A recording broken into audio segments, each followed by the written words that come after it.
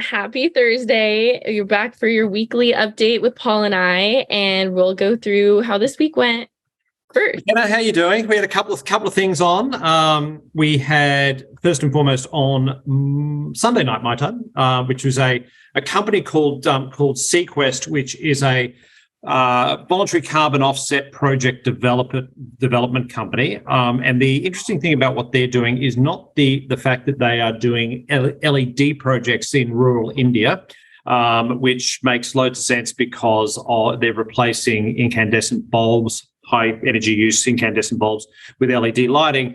But it was more about the process of selling the credits, which was the first auction of such credits, which they did in conjunction with our friends at Air Carbon in Singapore. So this conversation was as much about the infrastructure and the nuance around how you actually sell carbon credits via auctions or exchanges or blockchain or tokenization or however you want to do them. And as much as it was about the actual LED themselves. So Auction went live on Tuesday, right? It went live Tuesday. I think it might be finishing relatively soon, as in like the next couple of hours. So I know it was up and live for about 36 hours or so. So for those of you in the VCM space who are really interested in the sort of the technicals of how to buy and sell this stuff, it's a really, really interesting conversation.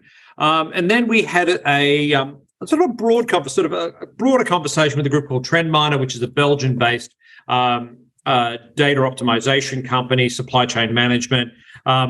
McKenna, you and I have talked about this over the last couple of days. I think the key takeaway from that was no knock on TrendMiner as a company, but I think these are supply chain management firms that just because you do sort of data optimization doesn't make you a sustainability company. There are sustainability benefits to energy efficiency and those sort of things. That is undeniable.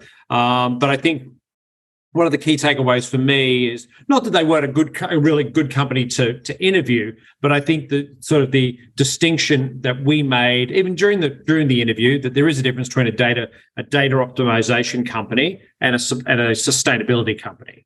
And again, no one's denying the benefits of data and software to tweak sustainability at the margin. But if you are they used an example where a company of theirs saved 16%, it had a 16% improvement in energy efficiency, but when you talked about what the company did, they actually used oil and gas as a feedstock into that energy usage. So helps at the margin, undeniably so. We need all the help we can get. But I think there's important distinctions that need to be made about what a true sustainability company looks like.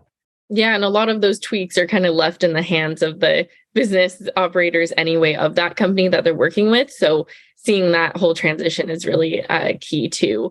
And on to next week, we have another VCM related event. Do you want to tell us about Senkin? Yeah, Adrian Wan, who we've been trying to get on for a while, is the founder of Senkin, which is a Web3 company looking at VCM.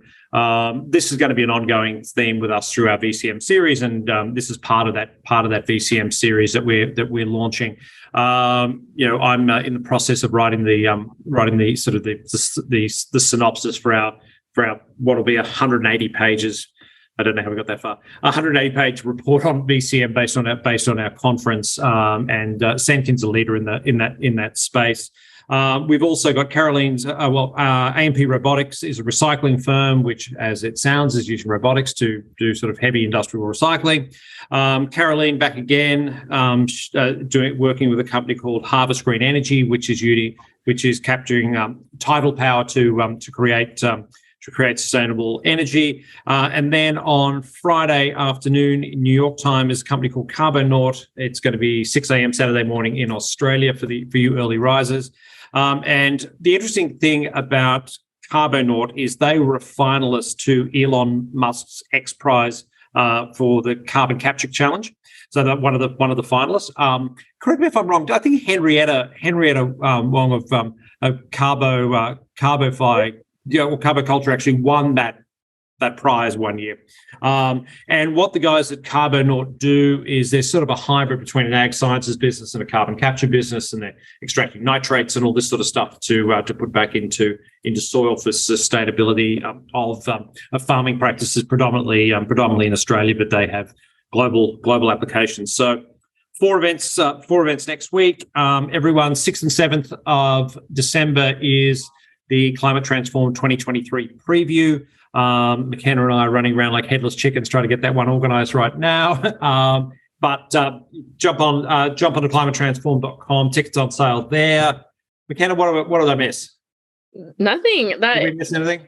No, we have a busy week next week, and I'm so excited because they're all kind of different too. And it's just Core Power Ocean, but they're harvesting green energy. Sorry, it's cool. Sorry, Caroline.